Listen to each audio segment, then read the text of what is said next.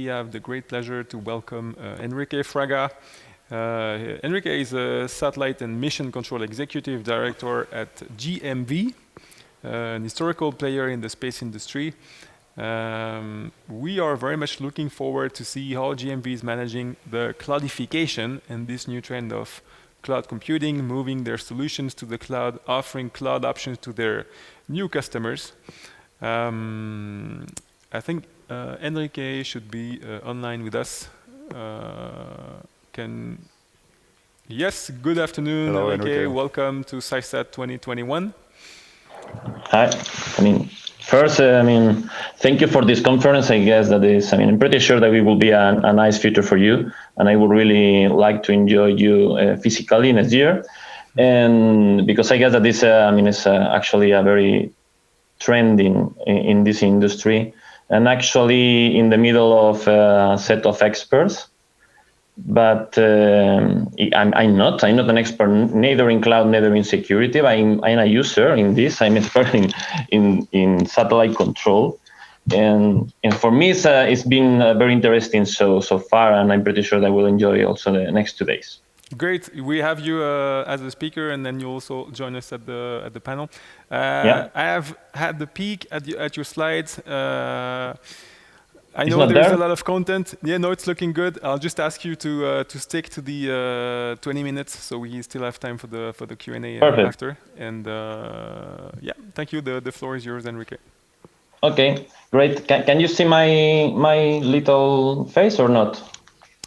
The famous PowerPoint as a background. Yeah. Maybe not. No. Not working. Okay. Let me try to do it again. Do you want to try put your camera on and then? No, the camera is okay. I see that. I guess that I did okay. something wrong. Okay, I can continue because if not, I will lose the time. So sure. Yeah. Okay, it's okay. Yeah. Yep. So first let me introduce myself. I'm Enrique Fraga. I'm the business unit director of the satellite monitoring and control in GMB. So I've been in this industry since 2002, when we were not so, let's say, cloud oriented or even secure concern at that time, because there is more physical security on the control centers and so on. And so I've been experienced this paradigm shift, since the beginning, I would say. So, and the concept is similar. So we started with this big, expensive rockets to this new cheap access to space that changed the paradigm of the users. So we also changed from the big antennas and teleports and TTC stations to this new Leaf Space or Infostellar, or these big guys, Amazon and Microsoft, providing services in the satellite world, which for me was an incredible surprise when we hear about this news in the news. And we switched from a very big satellites or very complex satellites to these small, let's say, cheap satellites or these huge constellations. And at DMB, personally, we are leader in the satellite control centers, commercially speaking, and removing SpaceX, because they obviously have more satellites than the rest together. We are leading the world in that sense for geostationary mostly, and also we have the TTC layer of the OneWeb constellation. So we have both worlds, and we are also supporting agencies across the world. So NASA, ESA, CNES. So we have a strong support everywhere. So what we experience is that when the new space arrived, and new space is not so new, but it's still there. The whole concept changed. So we have to decide what to do with this. Okay. So at that point, we start our roadmap to migrate to the cloud. Is not the actual sentence, is to be cloud ready. Okay, at that time. So the first thing is the web interface. And what do you do when you have, let's say, when you are leader in this market? What do you decide to do? Create something from scratch, or try to reuse what you have? So internally, we decide to do both paths. So we create something from scratch for CubeSat control, which is quite easy. I mean, you reuse a lot of components, you deploy as a microservices architecture in Kubernetes, and you can deploy it on the cloud. And at the same time, we decided to break the monolith, although it was not a monolith itself, but break the monolith in our software and migrate it into the cloud, which is still there. It's been migrated so far. It will be ready next year. But we have advanced and suffer a lot what is the implications behind. So, I mean, just when you decide that the web interface should be web, I mean, the user interface should be web for, now because the technology is mature enough for sure, and then because the remote access is, I mean, you can speed it and you can secure that access a lot. You need to decide if you are going to use managed service or a platform as a service or infrastructure as a service. Are you going to use the database of the Amazon Web Services, or are you going to deploy a virtual, a container with your own database? That's a interesting question in the beginning, and is clear and has been clear with our customers that we need to remain platform agnostic, cloud agnostic. So the intention there is that you can do both. So if you are going to deploy the whole thing in Amazon Web Services, for instance, or in Azure, you need to be ready to reuse as much as you can, keeping the security constraints of your customer, because sometimes we need to deploy it in a mixed cloud. So part of the data will remain in local, part of the data, the long-term data, will go to the cloud. So that's a set of interesting functionality that we need to add. I mean, we needed to add to our product. Then obviously, when you have your physical machines running on your data centers, you don't care. I mean, you care, but not so much about the CPU, memory footprint, and so on. When you have to pay for it for every single second and every single memory or processor that you are using, you need to take care of reducing that and take the benefit of this computation layer. Again, you need to reassess how do you configure your system to make them more cloud friendly. You need to be able to configure your system in different cloud providers, even your own, and even in physical, you need to take the same approach that the cloud are using, because it's something that actually they improve a lot how you configure the system and how you deploy the systems. That's the next step. On the Rocket, you need to be able to deploy things with Ansible or Terraform or whatever engine you are using in seconds. So you cannot go through a days of deployment of a new satellite or a new system or a new site or a new server somehow. Then encryption, and that is the first security issue that I would like to mention here, is that I mean, everything should be encrypted. When we were in the private networks, completely isolated, so I mean, just connected to, as LeafSpace said, with a private antenna, not maybe on top of your floor, because my customer use bigger antennas, so in the LAN. So, but you have your physical connection. You don't. I mean, it should be secure, but the security is easier to establish. Now that you have the communication in the cloud, or you want to have it, everything should be encrypted in the communications. Okay.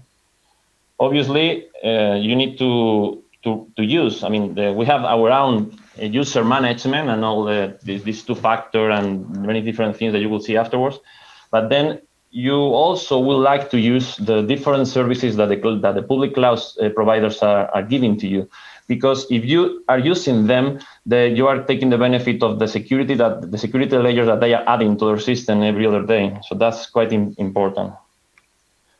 Then encryption in the storage. I mean, you have to store the data in the transition and the rest data. So, and here, I mean, I will say that our recommendation is when we are trying to deploy in cloud, we are using double encryption. So our own encryption made by our software and the encryption services that are provided by the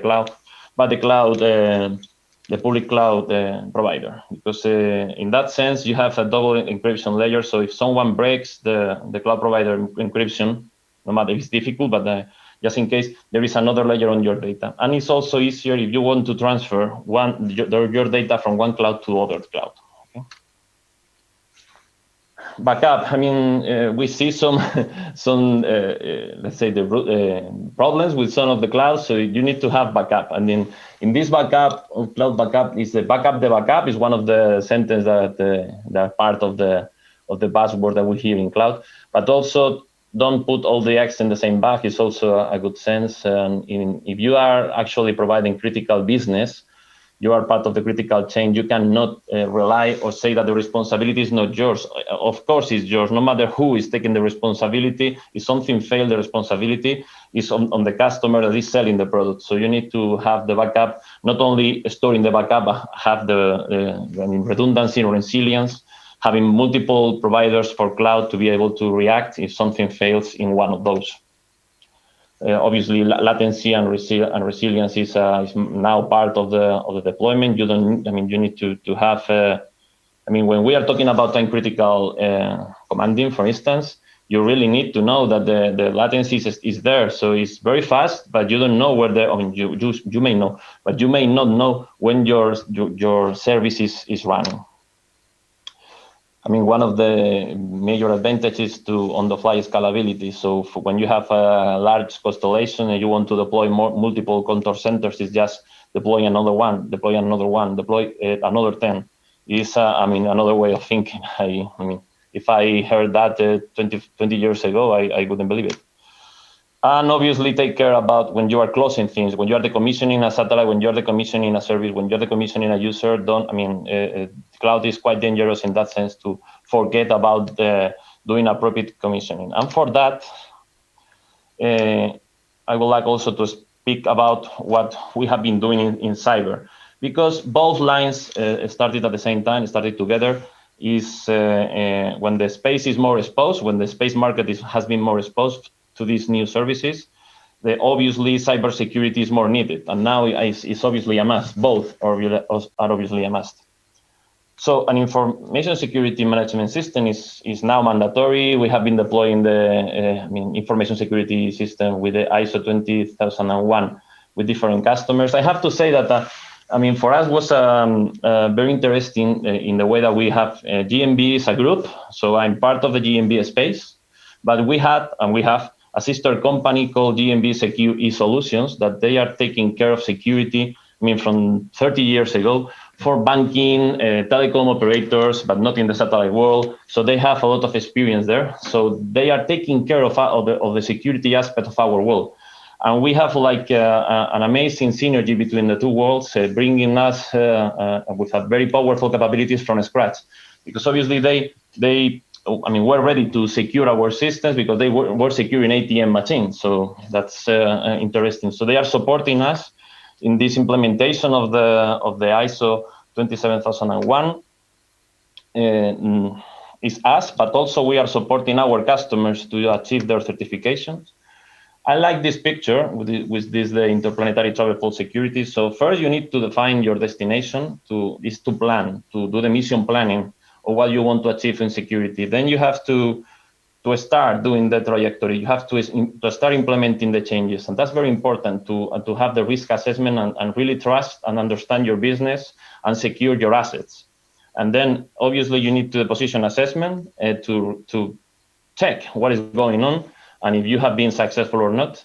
And then there is the need, obviously, to act and reassess your maneuvers. So that's interesting way of thinking about security. Beyond that, we obviously have the network isolation and protection has been there with physical exposure, and then with the cloud is exactly the same. So the same principles applies. The network isolation is still a very good way to isolate, security layer within the cloud. So it's still a must. Access control and authentication, as I said before, obviously is now even more important. Something which were interesting is that we developed, with Eutelsat actually, a biometric control for satellite monitoring and control. So the workstation are not locked. You can always see what is going on with your data, with your satellites and so on, but you cannot interact without using your biometric access to send commands or to modify your display. So that level of security on the physical clients is also very interesting to have. Okay, it's one of the products that we have. I mean, we have many products on security for space, obviously. Remote access, obviously we have this web access, but we also have remote desktop solutions for the old systems that are there, or just to access to your servers. So you need to be sure that everything is secure, nothing new there. OS hardening has been there also for years. Now it's even more important when you are using infrastructure as a service.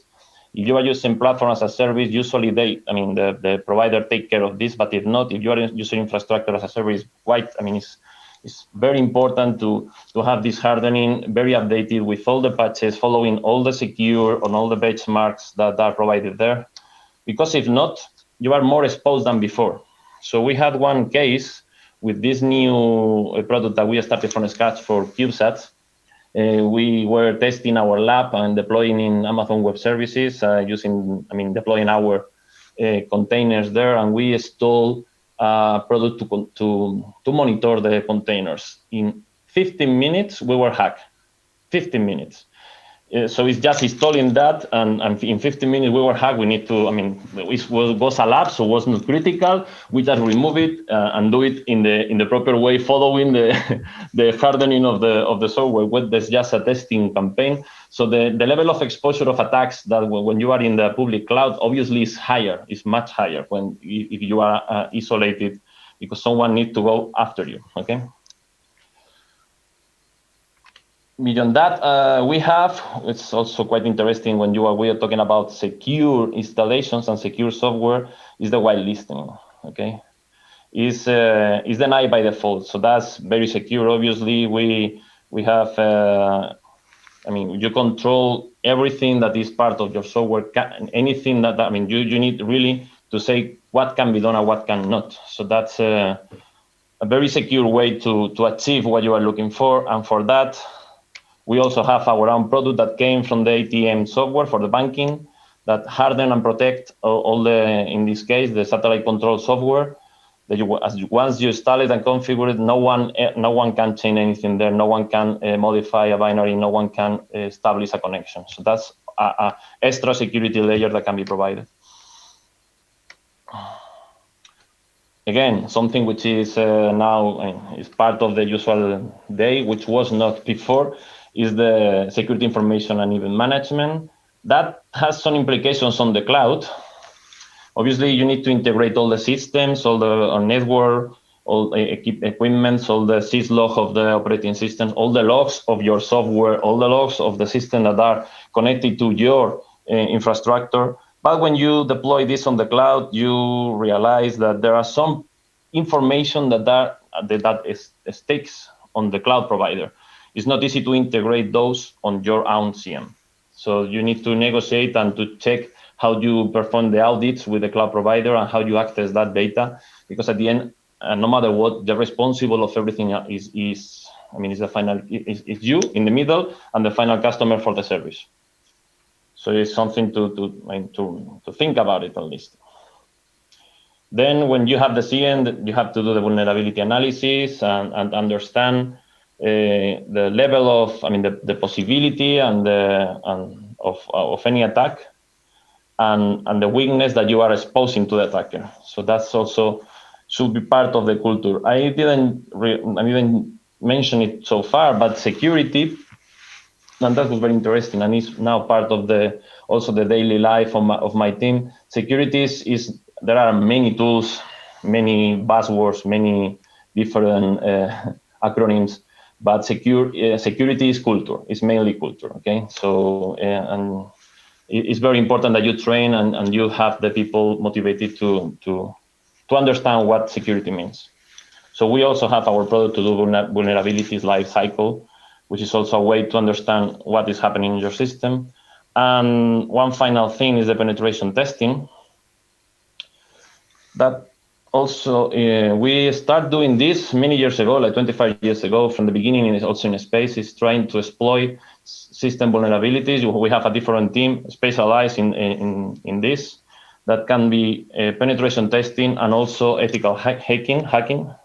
So you need to have these assessments periodically because obviously this team is reading all the, let's say, darknet to understand what is going there and trying to attack your system, to expose and to understand what is the impact of any attack. Okay, the weakness link are usually the people. That's very important. So we have some experience with some users, and it's much easier to access to root just by phone. That's trying to attack the network and the denial of services or whatever. It's easier. And that just 2 minutes, some takeaways. So cybersecurity and cloud obviously is a given now. You cannot go outside this. Both, for our understanding, need to be tailored. Deploying something in the cloud like software as a service restrain the flexibility that you need to adapt your software. So for me, I will prefer to have the capability to tailor anything to our customers.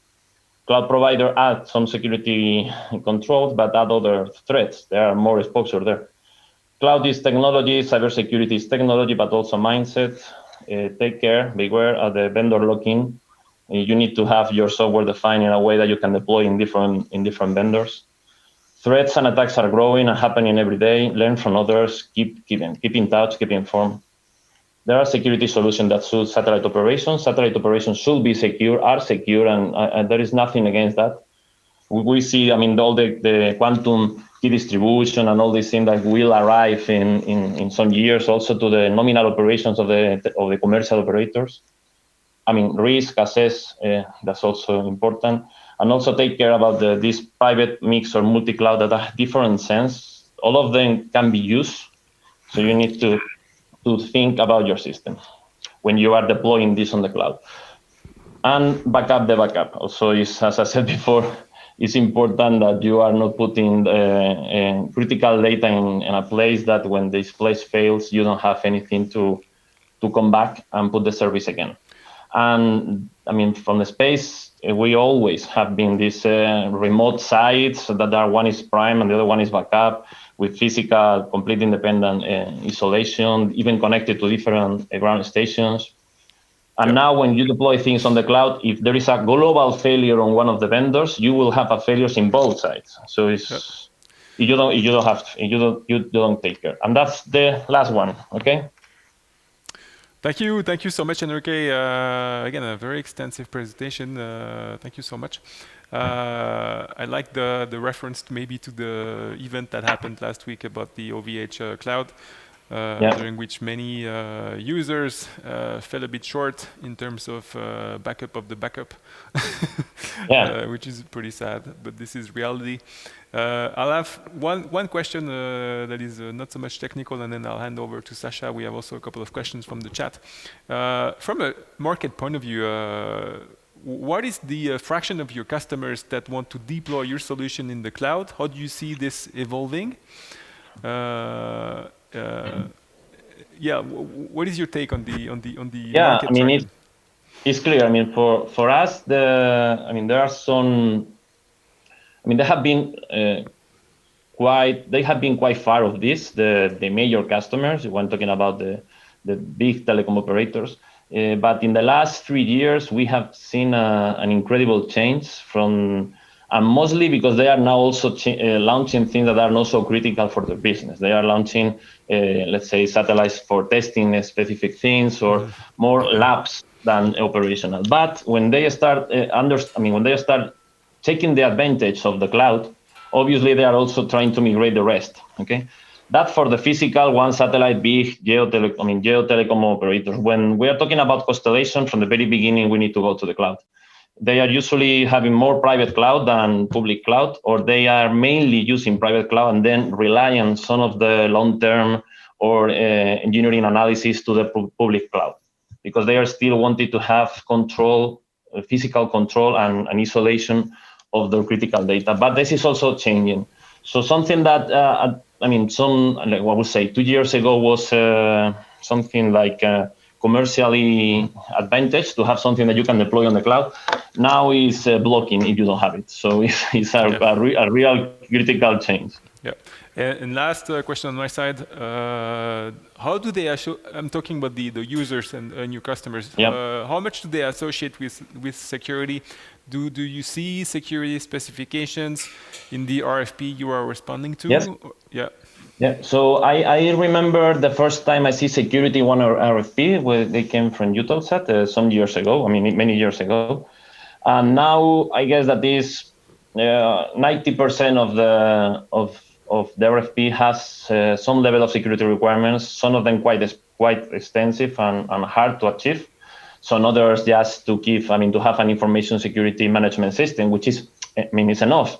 But some others are going beyond that and having a specific security requirements in many different layers, not only, software. Like now we are being audited to have an internal tool for the code security vulnerability. So we need to audit our own software. So this security by design is also a buzzword for me.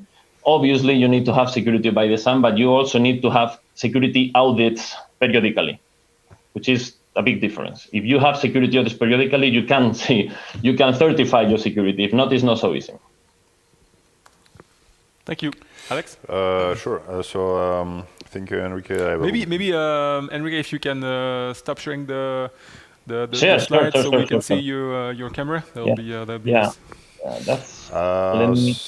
So I'll try to take some questions from the chat. There was a couple of them.